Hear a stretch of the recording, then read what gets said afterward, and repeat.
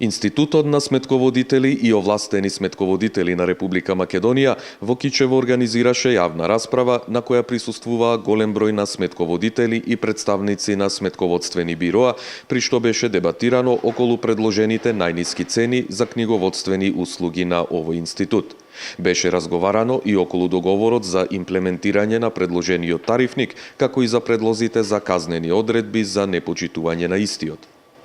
По донесениот предлог од страна на Собранието, продолживме преку јавни расправи на територија на Република Македонија.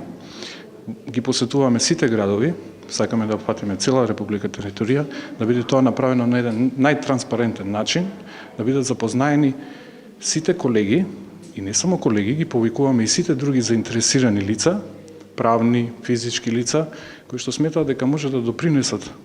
за подобрување на условите на книговодствената професија, а со тоа добивање и подобар квалитет на извршување на работите и задачите што ги има книговодството кон правните и кон физичките лица на кои што ги прави услугите.